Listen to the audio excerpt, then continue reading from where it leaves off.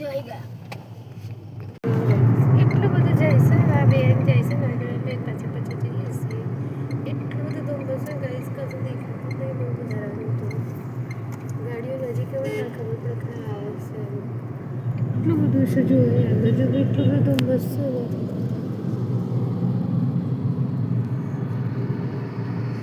કોહરા much ગયા હે કોહરા છે પણ તમે જુઓ ને કશું દેખાય પાણી બાણી કશું દેખાતું નહીં ગાઈસ ફોગ ફોગ જ દેખાય જાણે કે ધુમાડો હોય ને એવું જ બંને સાઈડ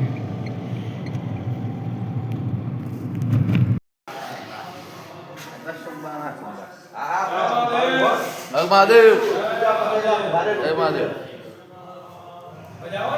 મોજ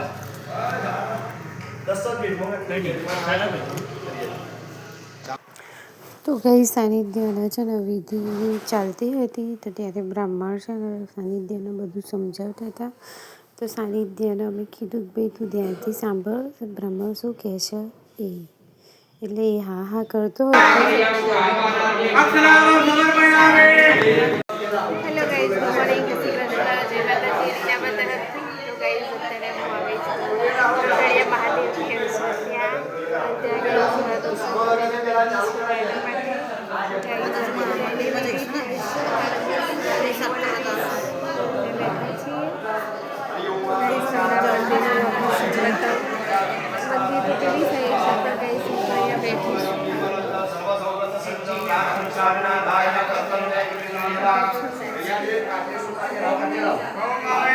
રમણી સાઈડ ગઈ મંદિર છે શું હા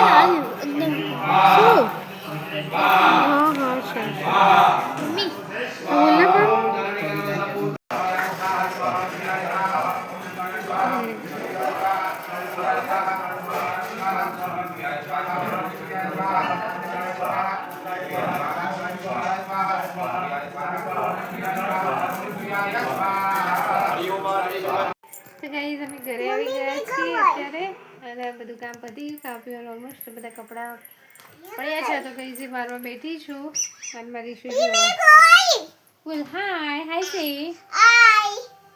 શું લાવી હતી બતક લાવી શું લાવી કોણે લઈ આપ્યું તું હા રીશુને ખબર છે કોણે લઈ આપ્યું તું કાકાએ લઈ આપ્યું તું બતક ને રીશુ હા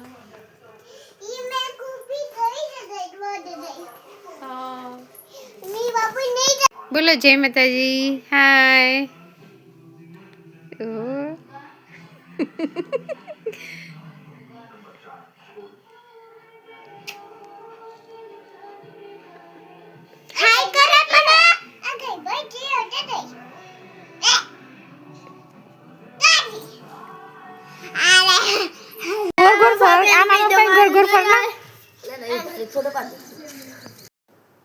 તો ગાઈઝ અમે છે ને સાનિધ્યની વિધિ કરાવી સન્ડે અને પછી અમે બીજા દિવસે મંડે હતું તો અમે છે ને સોમવારે લગ્નમાં ગયા હતા રંગપુર ગામમાં અને ત્યાં લગ્ન હતું તો નિશા તૈયાર થઈ હતી આ રીતે દિશાને તમે ઓળખતા જ હશો ગાઈઝ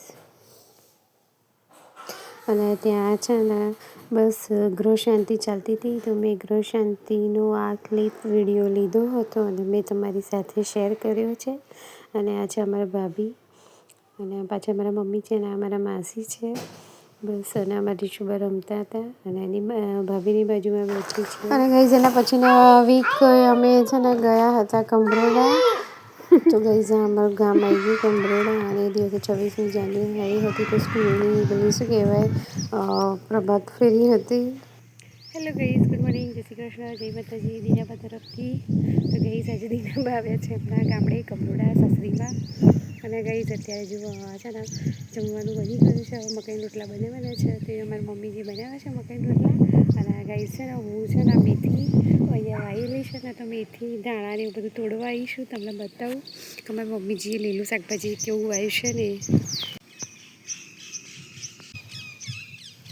તો ગાઈઝ તમે જુઓ ને તો પેલી સાઈડ છે ને હડ હડ હડ હડ હડ હડ હડ હડ આ કૂતરો લોહી પી જશે હડ તો ગઈ જો આ બાજુ પાલક વાવ્યો છે આ પાલક છે લીલી ડુંગળી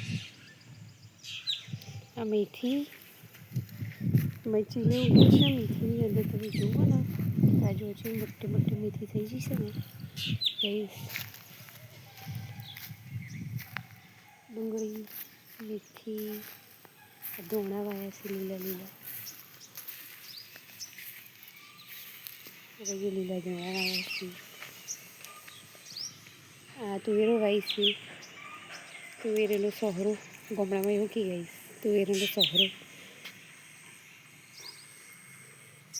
આ બાજુ સરગવો વાયો છે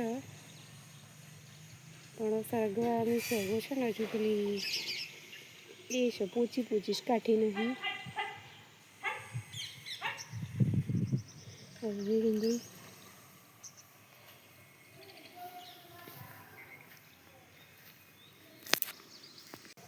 તો કઈ હવે તમે જુઓ અમે આ મેથી આવી રીતે ચૂંટવા બેઠા છે ઉપર ઉપરથી ડોખરો. ગઈ આપણે ઘરની મેથી વાવેલી છે મસ્ત લીલી છે. તમે જુઓ અમારા કમરોડાનું વાયેલું અમારા સાસુમાએ વાવ્યું હતું આ બધું. એટલે અમે ગામડે આવ્યા છીએ એટલે અત્યારે છે ને લઈ જઈએ છીએ અમારા ઘેર અમદાવાદની પીઠાપુર. હવે તો અમદાવાદ અમે છોડી દીધું છે. પીઠાપુરમાં આવી ગયા છે ગાંધીનગરમાં પણ મને અમદાવાદ જ બોલી જાય છે ગઈ. અમદાવાદ તો મારું ફેવરેટ છે હજુ બી અને રહેશે બી. તો ગઈ છેડો હું મેથી બધું લેવાનું છે. લીલી ડુંગળીને થોડું ઘણું. લીલી ડુંગળી તો પડી છે અમદાવાદ આપણે હવામાં ગયા પણ મેથીને ધોણા લઈ લઉં. પાલક લઈ લઉં થોડું. તો ગઈ 28 તારીખે એમાં ચૌહાણ સાહેબનો બર્થડે હતો તો બસ અમે બર્થડે સેલિબ્રેશન કર્યો અને ગાઈઝ અમે બર્થડે સેલિબ્રેશન પ્રદીપના ઘરે કર્યો હતો કારણ કે અમે સાહેબ 8 વાગે આવ્યા હતા. અમે કીધું વહેલા આવજો એટલે. અને પછી છે ને અમે જમવાનું જમી લીધું. ઘરે જ બનાવ્યું હતું અને જમ્યા પછી પ્રદીપનો ફોન આવ્યો હતો તો કે જીજાજી તમે અહીંયા આવજો ઘરે એમ. તો પછી અમે એના ઘરે ગયા ને તો ગાઈઝ અમે ત્યાં કેક સેલિબ્રેશન મતલબ કેક કાપી અને સેલિબ્રેશન કર્યું બર્થડેનું. અને અમે પણ બ્લેક ફોરેસ્ટ કેક લાવ્યા હતા અને પાઇનેપલ વાળી કેક લાવ્યા હતા. અને પછી અમે ત્યાં કેક કટિંગ કર્યું અને પછી અમે છે ને એના ઘરે બેઠા પ્રદીપના ઘેર થોડી વાર અને પછી અમે પાછા આવ્યા અને અમારા રીશુબા છે ને નિશાભાબેન ખોળામાં બેઠા હતા.